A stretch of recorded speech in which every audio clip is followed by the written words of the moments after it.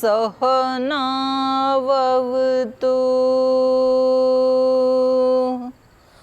सहनौ भुनक्तु सह वीर्यङ्करवावहै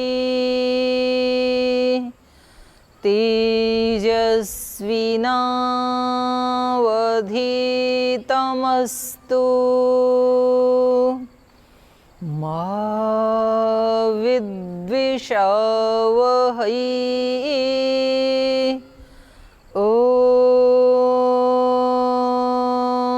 शांति शांति शांति।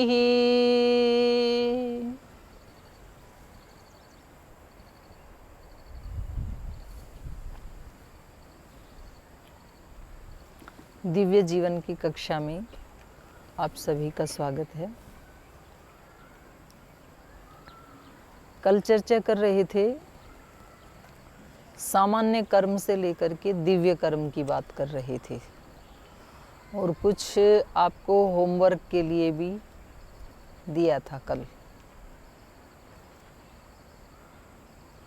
और मैंने ये बताया था कि दिव्य कर्म को समझना हो तो जैसे आप अभी जो सामान्य कर्म कर रहे हैं और उसकी सैलरी मिलती है 10,000 रुपये, और यदि आपको कहा जाए कि इसी काम को यदि आप दिव्यता से करेंगे तो आपको मिलेंगे 1,00,000 रुपये। तो मैंने पूछा कौन कौन करना चाहेगा, तो आप कह रहे थे कि सब कर लेंगे, फिर तो 10 गुना ज़्यादा लाभ हो रहा है, तो सब करना चाहेंगे उसको। तो क्यों करना चाहेंगे? 1,00,000 रुपये मिलेगा तो क्या होगा? क्यों करेंगे आप दिव्य कर्म? बताओ ना, अपना अपना बताओ। हाँ जी, क्यों करोगे भाई? कितनी सैलरी मिलती है आपको? 12-13। और उसकी बजाय 1,25,000 मिले तो यही काम करना है, जॉब यही करनी है, कुछ एक्स्ट्रा नहीं, लेकिन उसको दिव्य कर्म बना के करना है, तो करोगे? जरूर करेंगे। क्यों करोगे? 1,20,000 1,25,000 रुपये मिलेंगे, 1,25 मिलेंगे, तो क्यों करोगे? उस पैसे से आपको क्या मिलेगा?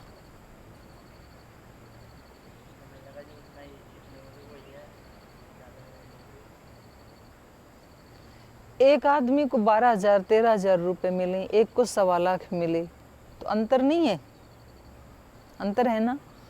आप अपना ही सोचो, ईमानदारी से उत्तर देना। आप चक्कर में ना पड़ो कि मेरे भाई क्या पता नहीं क्या उत्तर दे दूंगा मैं। जो अपने मन में आता है वही उत्तर देना है आपको। यदि 12,000 की बजाय 1,20 मिले तो आप क्या करोगे और क्यों आप खुश होंगे? जो अपने मन में आता है वही उत्तर देना है, सामान्य।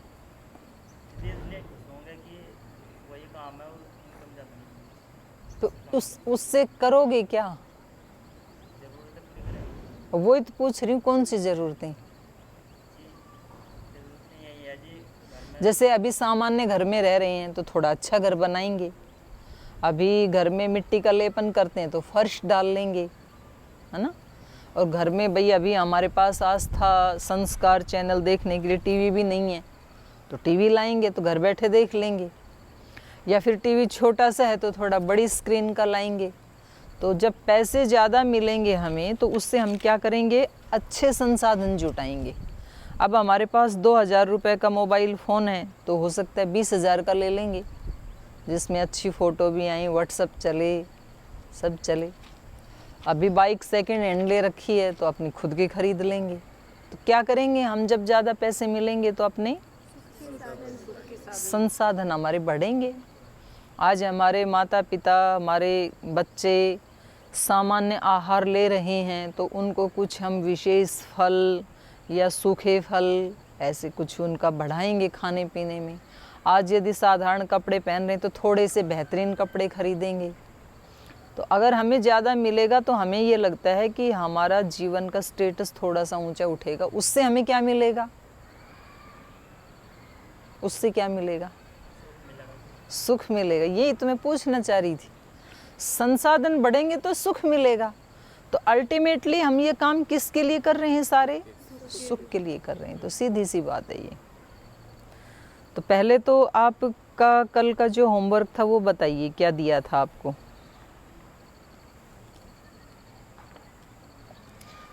याद है कि नहीं? होमवर्क याद है कि नहीं? आंसर बाद में बताना। होमवर्क क्या दिया था? हम अपने जीवन में जिस विचार को, जिस कार्य को सबसे अधिक महत्व देते हैं, तो उसको सबसे अधिक महत्व क्यों देते हैं, इस विषय में 5 वाक्य लिखने। पहले आप अपना ही बताइए। आपने तो कहा था कि मुझे कपड़े धोना सबसे अच्छा लगता है। नहीं, वो सबसे अच्छा लगता है, अहिंसा को सबसे ज़्यादा महत्व देती हूँ, ऐसा मैंने कल कहा था। अच्छा, अहिंसा को, ठीक। लेकिन मैंने जो अपनी डायरी में जब आपने होमवर्क दिया था तो उसको नहीं लिखा था। अच्छा, वो चेंज हो गया? जी। ठीक। ईमानदारी से कर्तव्य पालन करना। ईमानदारी, आपने अपने जीवन में ईमानदारी को सबसे ऊपर रखा। हाँ, ईमानदारी से सारे ईमानदारी से आप क्या समझे? ईमानदारी मतलब क्या? मुझे जो भी कार्यभार दिया जाता है उसमें 100% कर्तव्यता से, जैसा जिस रूप में ईमानदारी किस रूप में समझे आप उसको? वो तो आप रोज करते ही हो। बेईमानी क्या है और ईमानदारी क्या है ये बता दो आप। कि मैं ऐसे करूंगी तो ये ईमानदारी है, और इस काम को ऐसे करूंगी तो ये बेईमानी है, इतना बता दो। जैसे कक्षा पढ़ाते हैं हम लोग, तो कोई एक पाठ पढ़ाया, मुझे दिया हुआ आपको ये आज ये पाठ पढ़ाना है, तो मैं उसको पूरे जैसा उसका मतलब होना चाहिए बच्चों को वैसा ही पढ़ाऊंगी, उसमें इधर उधर का करके ख़त्म कर दिया, ऐसा नहीं। तो कभी कभी ऐसे भी कर देते हैं क्या कि मतलब जो पढ़ाना चाहिए था वो ना पढ़ा के हाँ, कुछ और ही पढ़ा दिया? उस समय को पास कर दिया, समय को पास कर दिया, तो उसको हम कहेंगे बेईमानी। उसको हमने बातें करके या बस अपना टाइम पास कर दिया कि मैंने पढ़ा दिया। 35 मिनट का पीरियड है, तो या तो कभी वो वाला विषय ना पढ़ा के कुछ और पढ़ा दिया जी, और या तो उसको पढ़ाया तो ठीक से नहीं पढ़ाया, तो जी, उसको हम कहेंगे बेईमानी। जी। अच्छा, जो पढ़ाना था वो ही पढ़ाया लेकिन अंदर से मन प्रसन्न नहीं था, तो इसको ईमानदारी मिलेंगे कि बेईमानी मिलेंगे? नहीं, प्रसन्न रहेगा। यदि मुझे अच्छे से आता है और मैंने अच्छे से पढ़ाया तो प्रसन्न होगा, नहीं आता रहेगा तो अच्छा भी नहीं लगेगा खुद को भी।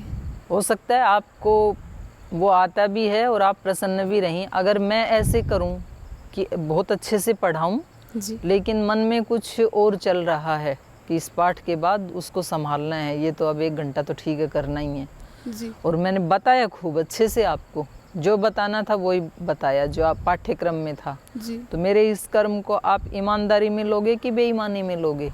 ईमानदारी। ना, ये ईमानदारी नहीं है, ये बेईमानी ही है। ईमानदारी की पूरी परिभाषा ये है, ईमान को धर्म भी कहते हैं जी, और धर्म का मतलब जो आप कर रहे हो उसमें आप 100% वहीं रहने की कोशिश करेंगे तो ईमानदारी है, नहीं तो फिर ये बेईमानी है कि मन में कुछ और चल रहा है और आपको विषय वही बताया जा रहा है लेकिन मनोयोग नहीं हुआ ना मेरा उसके साथ। मनोयोग नहीं होगा तो हम अच्छे से कर भी तो नहीं पाएंगे।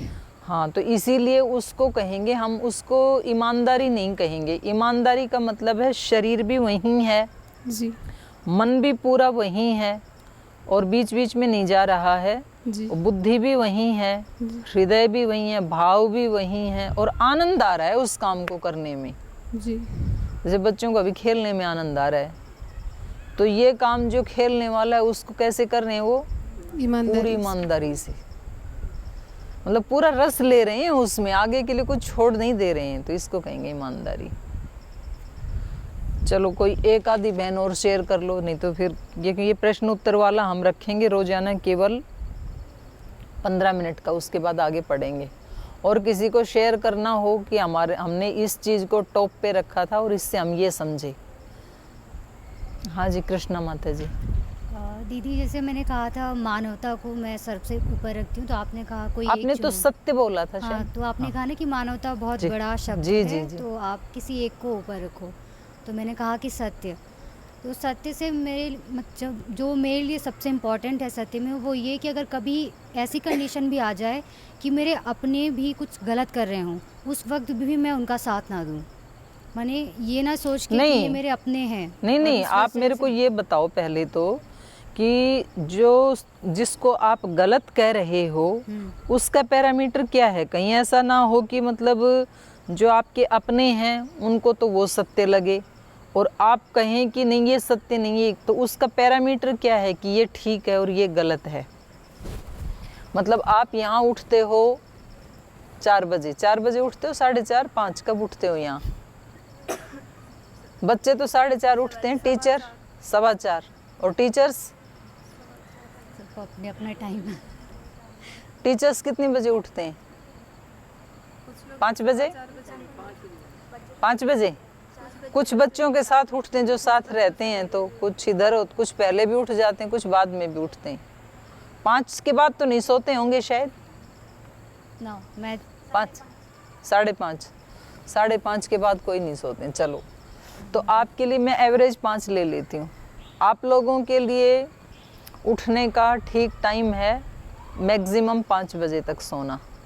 उसके पहले आप 4 बजे उठ सकते हैं, 3:30 उठ सकते हैं, 4:15 उठ सकते हैं, वो ठीक है।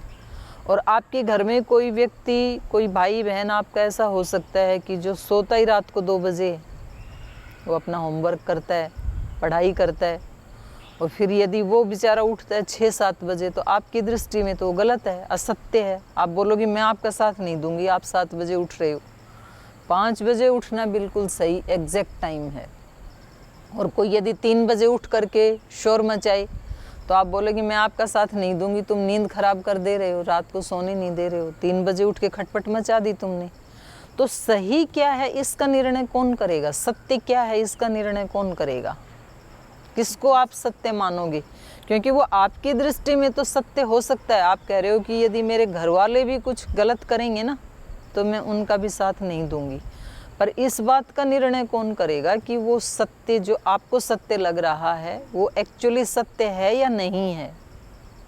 अगर सच होगा तो वो कभी किसी को मतलब कष्ट नहीं पहुंचाएगा, मतलब किसी ऐसे को कष्ट नहीं पहुंचाएगा जिसकी कोई गलती नहीं है। और अगर झूठ होगा सत्य सत्य तो ऐसे कष्ट पहुंचाते हैं, कष्ट सत्य से, सत्य तो खैर कष्ट नहीं पहुंचाता है, पर असत्य को हटाना पड़ता है, वो कष्ट पहुंचाता है। वही मैं कह रही हूँ कि मतलब नहीं, पर आप ये तो बताओ ना कि वो सत्य का पैमाना क्या है? हमें, आप किसको बेस बनाओगे? उसका पैरामीटर क्या है कि ये सत्य है? आपको क्या पता यही सत्य है? तो ये अभी नहीं सोचा। ठीक है, ऐसे ही विकास होगा। तो कल आप ये सोच के आओगे कि भाई वास्तव में सच क्या है। एक तो चीज़ होती है ना कि भाई एक्चुअल सच, और एक होती है हमारा माना हुआ सच। तो ठीक है, हम 4 बजे उठते हैं, 5 बजे उठते हैं, वो हमारा सच है। और एक जो सोई 3 रहा है या 2 बजे 3 बजे, तो उसका भी अपना सच है। बोल जी एक दिन की बात हो तो उठ जाएं 5 बजे। तो उस दिन वो मतलब सोने वाले का उसमें मैं देखूँ तो मुझे वहाँ अगर डिसाइड करना हो तो वहाँ मैं ये देखूँगी कि जो नींद लेने का ड्यूरेशन है, जो एक ड्यूरेशन बताई गई कि आपको 6 से 8 घंटे की नींद लेनी है। ये किसने तय किया 6 से 8? क्योंकि एक रोगी व्यक्ति को उससे ज़्यादा भी आवश्यकता होती है, और एक योगी व्यक्ति 4 घंटे में ही पूरी कर लेता है। लेकिन एक स्वस्थ ये भी व्यक्ति के सबका- लिए मतलब नॉर्मल व्यक्ति के लिए ऐसे कहते हैं ना 6 से 8 घंटे की नींद है। तो नहीं, वो अगर- भी कौन डिसाइड करेगा? तो मैंने नहीं डिसाइड किया है, पर डॉक्टर्स ने, बाकी हमारे हाँ, ये वेदों ने वही इसमें- मैं हाँ, पूछ रही हूँ कि ये- डिसाइड कौन करेगा? भाई जो उस विषय का एक्सपर्ट है वही हाँ, तो करेगा ना। हाँ। यही तो मैं पूछ रही हूँ कि पैरामीटर कौन तय करेगा? सत्य क्या है, असत्य क्या है? जिसने सत्य को जिया है वो डिसाइड करेगा। तो चलो, आपका होमवर्क हो गया पूरा। तो अब आपको सत्य के विषय में जाना पड़ेगा फिर ऋषियों की शरण में, क्योंकि सत्य तो उन्होंने जिया है। तो सत्य क्या है ये फिर हमें महर्षि पतंजलि के पास जाना पड़ेगा, महर्षि दयानंद के पास जाना पड़ेगा। हम मतलब अपने मन से उसको, कानून को अपने हाथ में नहीं ले सकते। ठीक है, और बताओ। और दूसरा कि जो तो अब आप आगे से आपके जो भी काम होंगे, और जब आप किसी व्यक्ति को गलत ठहराओगे, तो आपको ये सोचना है कि भाई मैं एक बार उसके स्थान पे खड़ी होकर के देख लूं, वो जो कर रहा है वो ऋषियों के द्वारा प्रदत्त या कथित है या नहीं है। अगर वो ऋषियों के द्वारा कथित नहीं है और फिर आपको प्रमाण भी देना पड़ेगा, और उसमें भी फिर बहुत पेच हैं, क्योंकि हो सकता है कि वो व्यक्ति अंदर से वैसा ही कर रहा है, क्योंकि ये सत्य जो है ये केवल बाहर की क्रिया के ऊपर ही आके रुक नहीं जाता है, अंदर से वो क्या, उसका क्या भाव है, तो वहाँ तक डीप में जाना पड़ेगा। तो ये बहुत बड़ा है। तो जितना जितना आप खोदते जाओगे इसको, उतना उतना पानी के नज़दीक पहुँचते जाएंगे हम। तो बहुत अच्छी बात है। एक बार माइक इधर दे दो भाइयों की तरफ। बहनों में किसी को और कुछ शेयर करना है, उधर दे दो, बिंदु जी को दे दो एक बार। मैंने लिया था धर्म योग। धर्म योग। हाँ जी। कल तो केवल आपने योग बोला था, आज धर्म योग कहाँ से बन गया? नहीं दीदी, आपने पहले बाद में तो ये बोला था ना, मतलब पूछे थे आपकी आप सबसे अच्छा क्या कर सकते हैं, तो चलिए आप धर्म योग ही बताइए। अब धर्म मैंने सबसे ऊपर रखा है। नहीं, मैंने तो ये शब्द ही पहली बार सुना, धर्म योग। अब आप ही बताओ धर्म योग क्या है? धर्म से मैं ये समझ रही हूँ कि हमेशा सबकी मदद करना, ये हमारा धर्म, मतलब मैं अपनी तरफ से ये सोचती हूँ। तो इसको नया शब्द क्यों दे रहे हो आप? इसको मदद ही रखो, जो प्रचलित शब्द है, मदद करना, ऐसे ही करो। मदद करना है। और मदद कैसे कर पाओगे आप इतनी दुबली पतली हो, मेरे को 1 क्विंटल का पत्थर उठाना है, आप कहाँ मदद कर पाओगी? मन से मैं विचार ये कर सकती हूँ, हाँ, कि या मस्तिष्क से या ऐसे ये पत्थर उठ जाए, सकती हूँ। और आप कैसे विचार करने से वो ऐसे उठ जाएगा? फिर उठे या ना उठे, लेकिन मैं अपना तो मदद तो हुई नहीं ना। पर मैं सोचूंगी तो अपने तरफ से। हाँ, नहीं वो तो ठीक है, तो आपका विचार तो शुभ है वहाँ पे जी। तो देखो, मदद के लिए फिर आपको सेक्टर चुनने पड़ेंगे। मदद कई प्रकार की होती है कि मैं कौन से सेक्टर में मदद कर सकती हूँ। देखो, कोई भी सेवा करने के लिए या मदद करने के लिए हमें अपनी शक्तियों को तो देखना होगा ना। अब एक आदमी ने व्याकरण पढ़ा ही नहीं, तो वो व्याकरण पढ़ने वालों की मदद कैसे कर सकता है? तो कहेगा जी मैं जब ये याद करेंगे अष्टाध्यायी तो मैं पानी पिला दूंगा, ये मदद कर सकता हूँ, क्योंकि मेरी शक्ति वही है। मैं ये कर सकता हूँ कि जहाँ बैठ के पढ़ेंगे उसको मैं साफ़ सुथरा रखूँ। मैं ये मदद कर सकता हूँ कि मैं बंदरों को रोक दूँ उधर से आने से। तो हमें ये देखना पड़ेगा कि हम कौन कौन से सेक्टर में मदद कर सकते हैं। शारीरिक रूप से कर सकते हैं, या ज्ञान की दृष्टि से कर सकते हैं, या वाणी से कर सकते हैं, वाणी और मस्तिष्क से ज़्यादा, या अपने शरीर से। क्योंकि मदद करने के लिए पहले वो शक्ति हमारे अंदर होनी चाहिए। माने भाव से भी मदद होती है, मन से भी होती है, पर पहले आपका मन उस विषय में इतना स्ट्रॉन्ग हो, आपको कोई डाउट नहीं होना चाहिए, तब आप उस विषय में मन से मदद कर सकते हैं। आप चरित्र के रूप में मदद कर सकते हैं। माने एक चरित्रवान व्यक्ति हजारों दुष्चरित्र व्यक्तियों को सन्मार्ग पे ला सकता है, क्योंकि उसके पास वो ताकत है, वो हेल्प कर सकता है। एक बोध को, ज्ञान को प्राप्त हुआ व्यक्ति करोड़ों लोगों का अज्ञान मिटा सकता है। यही तो किया हमारे ऋषियों ने। लेकिन पहले उसके पास अपना पास तो हो भाई। जिस व्यक्ति के पास इस समय स्टॉक था, अन्न था, तो उन व्यक्तियों ने, एक एक व्यक्ति ने, एक एक परिवार ने 200-200, 300-300 लोगों को खाना खिलाया, मदद की, भूखों की। पर वो तभी तो कर पाए जब उनके घर में स्टोरेज है, पहले से दाल है, चावल है। अगर वो नहीं होता तो वो भोजन नहीं दे सकते थे। फिर वो मन से तो कर सकते थे ऐसे कि भगवान जी ये इस कष्ट के समय में भी विचलित ना हों, और उसके लिए भी पहले उसके अंदर उतना धैर्य होना चाहिए। तो मदद के लिए आपको फिर से ये फील्ड, अपनी शक्तियों को देखना पड़ेगा कि मेरे अंदर ये शक्तियाँ हैं, इस फील्ड में मैं दूसरे की सहायता कर सकती हूँ। और फिर उनको मजबूत करना। अपनी रुचि और अपनी सामर्थ्य, 2 चीज़ें देखी जाएंगी। एक तो मेरी रुचि किस में है, फिर उसमें रुचि तो है, सामर्थ्य नहीं है। मेरी रुचि तो है कि मैं पतंजलि योगपीठ में जो है 1 करोड़ रुपए का दान करूं, रुचि तो है, सामर्थ्य तो नहीं है ना। तो मुझे सामर्थ्य भी देखनी पड़ेगी। अगर मेरे पास 1000 रुपए की सामर्थ्य है तो फिर मैं 1000 का ही मदद कर सकती हूँ।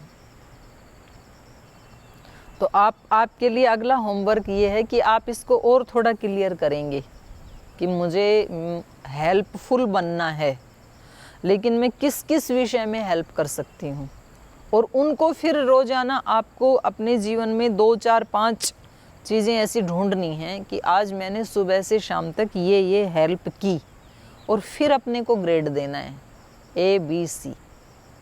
ठीक। हाँ जी, आप में से आप ही बताओ, आपका क्या था प्रदीप जी? पढ़ाने वाला था। बहन जी था सच्चरित्र। जी जी। तो सच्चरित्र मैंने कल सेलेक्ट किया बहन जी, मतलब सोच के, लेकिन जब रात इस पे मैंने बैठ के चिंतन किया है तो बड़ा कठिन है। कुछ भी कठिन नहीं है, पहले इस विचार को चेंज हाँ, करो। नहीं, वो मैं फिर मतलब इसके फिर कई वो पक्ष के निकल के सामने आए। जी जी। कोशिश तो यही रहती है कि ऐसा कोई कार्य मैं ना करूं, मतलब जिससे या तो दूसरे को दुख पहुंचे या मेरे चरित्र पे कोई मतलब किस तरह से उंगली उठे। ऐसा कोई भी कार्य मैं ना करूं, हमेशा यही मतलब मेरा मोटिव रहता है काम करने का। तो मैं इसमें 2-3 पॉइंट कल सोचे क्या करना है, मतलब 5 पॉइंट जो मैं निकाले थे मुझे क्या करना है क्या नहीं करना है। तो उसमें 2 पॉइंट हैं जो मैं अभी जिस पे सही से नहीं चल पा रहा। कोई बात नहीं, वो मतलब हमें क्लियर तो हो ना कि हमें ये करना है, सच्चरित्र से हम ये समझे। कल जैसे मैं इसे मतलब आज पूरा दिन फॉलो किया तो अभी बैठ के इसमें खुद को ग्रेड दिया तो सी ग्रेड है। वो बताना नहीं, कोई बात नहीं, आज तो आपने बता दिया, वो दूसरे को नहीं बताना किसी को भी, क्योंकि साधना अपनी व्यक्तिगत होती है, या ज़्यादा से ज़्यादा आप किसी व्यक्ति पे विश्वास करते हैं तो आप उसको बता सकते हैं। लेकिन इसमें एक समस्या ये आती है बहन जी, इसमें हम क्या कर सकते हैं? मान लीजिए हम कोशिश कर रहे हैं अपनी तरफ से अपना पूरा 100% करने की, और ऐसा कार्य कर रहे हैं मतलब अपनी दृष्टि से कि वो दूसरों के लिए कष्टकारी नहीं है, किसी भी तरह से कष्टकारी नहीं है, वो मन वचन वाणी किसी भी तरह से कष्टकारी नहीं है। लेकिन उसमें अगर कोई दूसरा कुछ नेगेटिव सोच रहा है जी, तब उसमें हम क्या कर सकते हैं? तब हम कुछ नहीं कर सकते हैं। वो उसकी सोच है, वो जैसे हम वो उसकी सोच है, वो उसका व्यू। उसमें हम एक प्रार्थना तो कर सकते हैं कि नेगेटिव सोचने वाले भाई या बहन, आप भी बहुत अच्छे हैं, आप भी वही आत्मा है जो ऋषियों में आत्मा थी। जी। तो भगवान करे कि आपकी ये नेगेटिविटी हटे और आप भी उस आनंद को प्राप्त करें। ये भाव कर सकते हैं उसके लिए, बाकी कुछ नहीं कर सकते हैं। वैसे तो और अपनी तरफ से अपने सत्य को छोड़ना नहीं है।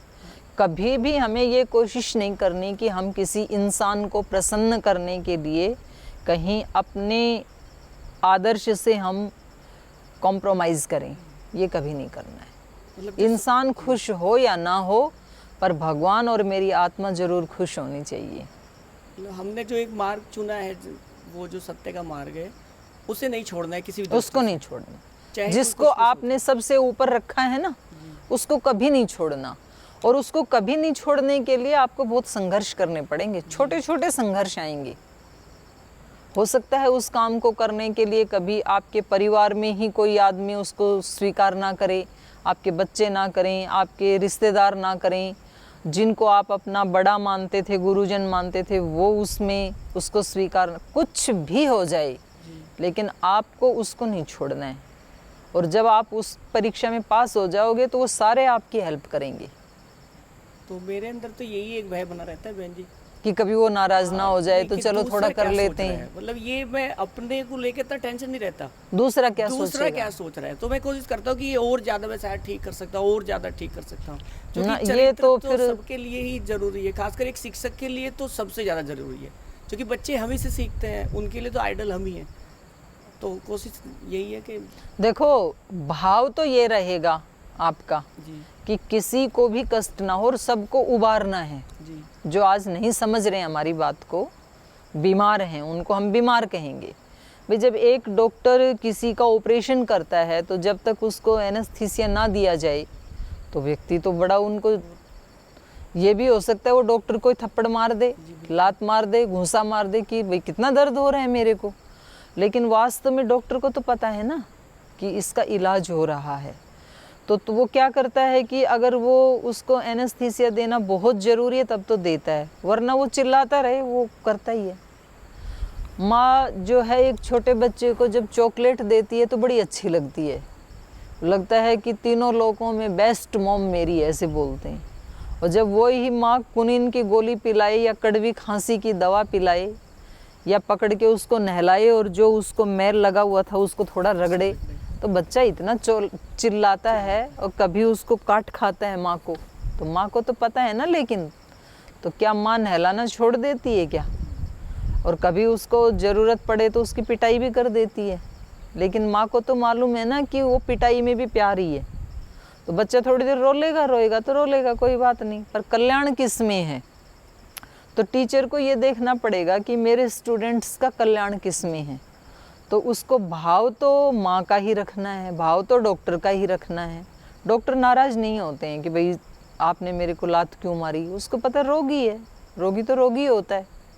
माँ भी नाराज़ नहीं होती, उसको पता है बच्चा तो बच्चा ही है। लेकिन वो कभी भी अपने उससे कठोर नियम से इधर उधर नहीं होती है कि भाई बच्चे को तो बड़ी परेशानी हो जाएगी, मैं कड़वी दवा पिलाऊंगी तो चलो मैं चॉकलेट ही खिला देती हूँ ना। उसको पता है कड़वी पिलाऊंगी तो ही बुखार टूटेगा, वरना नहीं टूटेगा। तो पहली बात ये है। दूसरी बात ये है, ये तो हो गई बच्चों के विषय में बात, लेकिन हम जो व्यवहार करते हैं उसमें भी सबसे बड़ा रोग समाज में यही है कि लोग क्या कहेंगे। ये मेरे लिए तनाव का विषय, ये सबके लिए है। ये मतलब जो आपकी जो बीमारी है ना, ये वर्ल्ड वाइज है। आप सब इससे वो हैं संक्रमित हैं। हाँ, तो इसमें क्योंकि हमें क्या चाहिए, हम तब खुश हों जब सब लोग हमारी प्रशंसा करें, और वो कभी भी नहीं होगा, वो कभी भी नहीं होगा। तो जिनको अपने जीवन में आगे बढ़ना होता है ना, वो कभी भी बस ये ज़रूर देखेंगे कि इसमें वास्तव में किसी दूसरे का अकल्याण तो नहीं हो रहा है, ये तो देखेंगे। जैसे हमने महापुरुषों का जीवन भी देखा। राजा हरिश्चंद्र ने सत्य के लिए भाई राजधानी छूटे तो छूटे, और यहाँ तक कि पत्नी बच्चे भी बेचने पड़े, दूर दूर रहना पड़े तो रहें, लेकिन सत्य को नहीं छोड़ना है। तो ये कोई कम हिम्मत का काम थोड़ी। कहानी तो बड़ी सुंदर लगती है, लेकिन जीना बड़ा कठिन है। चलो, वो महान आत्मा थे। हम तो अपने जीवन से देखते हैं। जिस दिन मैंने घर छोड़ा था, तो मतलब एक सिंगल व्यक्ति कोई ऐसा नहीं था जिसने मेरे को ये कहा हो कि आपका निर्णय ठीक है। परिवार के लोगों से लेकर के, रिश्तेदारों से लेकर, अड़ोसी पड़ोसी, गांव वाले, आसपास के समाज वाले, सबको यही था कि भाई लड़कियां कोई ऐसे थोड़ी करती हैं। क्योंकि आज तो पतंजलि योगपीठ है, लोगों को दिखता है कि हमारे बच्चों का भविष्य क्या होगा, तो खुद आके छोड़ के जाते हैं। लेकिन मैंने तो 90 में घर छोड़ा था, और मुझे भी नहीं पता था मैं कहाँ जाऊँगी। मतलब कोई गुरुकुल था ही नहीं, और उस समय में ये निर्णय लेना, मैं शायद आज जैसी बुद्धिमती होती तो शायद कई बार सोचती, पर उस समय नहीं पता था मुझे भी। तो कोई संस्कारों ने छुड़ाया होगा। एक व्यक्ति, सिंगल व्यक्ति ऐसा नहीं था कि जो ये कहता कि आपका निर्णय बहुत अच्छा है। हाँ, केवल एक हमारे जो शरीर के बड़े भाई हैं, भाई साहब, उन्होंने केवल विरोध नहीं किया, बस यही उनकी सहायता है। उन्होंने कहा कि जैसा आपको अच्छा लगे हम आपकी हेल्प करेंगे। बाकी सब ने विरोध किया।